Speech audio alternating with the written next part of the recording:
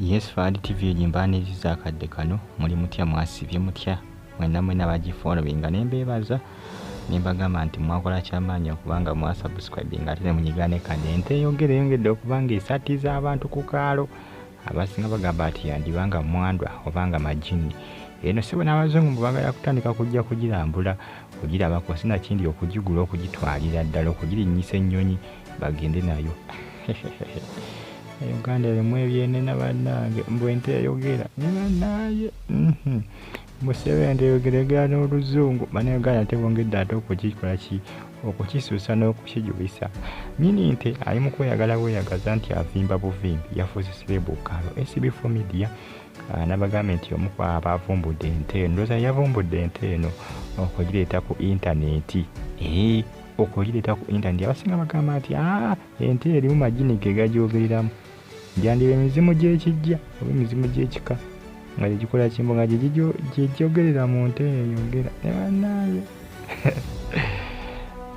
nange mbu Ente Eyogera n'oluzungu erwogera ne bannaaye Uganda erimu ebinene Uganda naaye Uganda erimu ebinene ngenda kusaba osubscribing onyige kade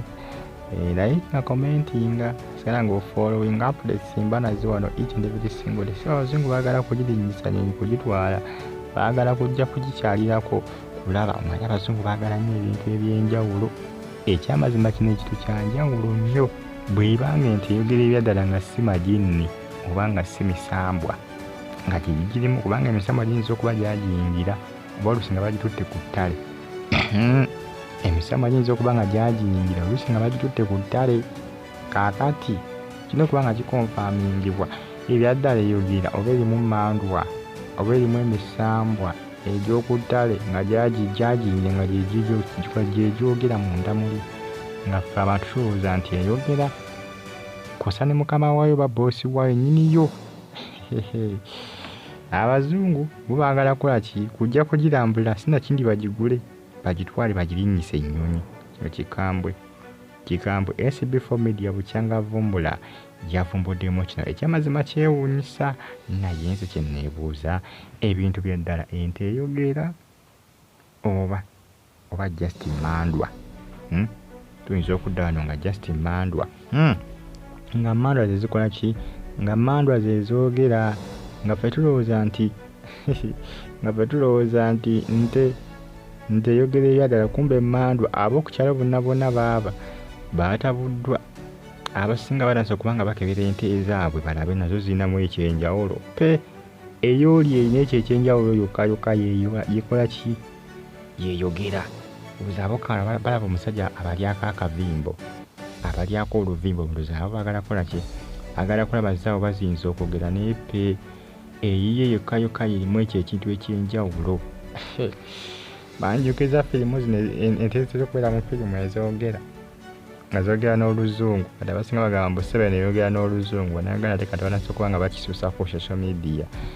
banase okuba nga bakisuusa manyise mu firimu baamu embwa kapa zoogera buli kimu kibasobola okwogera mu firimu enkoko eyogera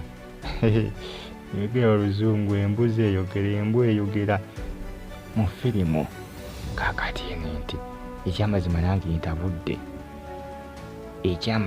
nange ntabudde bwe tuzira mu firimu nga zoogera kuno eno eri mu reality naye nga nze sinakkiriza gandiba oba oliawo nga misambwa nga gyegyagiyinga gitera okuba nga eyogera kiyinza okubeera ekituufu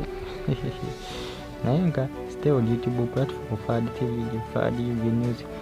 akosa ne KB TV mbeebaza nembagamba nti mwakola kyamaanyi okubanga mwasubscribinga ate ne munyigane kale wano bane updates ezina value banamawulire nga batambula okwetoolera eggwanga lyattu Uganda nkugamba nti comment section weeryawo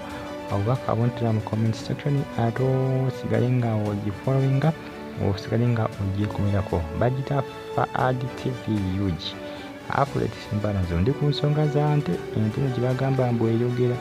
efuuse ente efuuse ente anti eyogera abasinga gamba oyogera n'oluzungu bannayuganda kati bakisusa bukyusa. Abazungu bagala kujja kwerolerako nabo ssebo sinakindi bagigwe n'ogigula bagitwale. Abazungu baagala nnyo ebintu ebinyusa kubanga tebalaba nga yo Ente Eyogera. Naye waabwe teziriyo nabo bazaama firimu nga ffe naye ate esookedde waffe eno eyogera kyewuunyisa kiri unbelievable. Aya following KBTVG, KRTV Uganda na Fadi TVG ko Sane Fadi Uganda News. Mbagala nnyo mwena bagifollowinga bagita Fadi TVG. Ente Eyogera efuuse Ente Eyogera. Mubeere bulungi mweraba.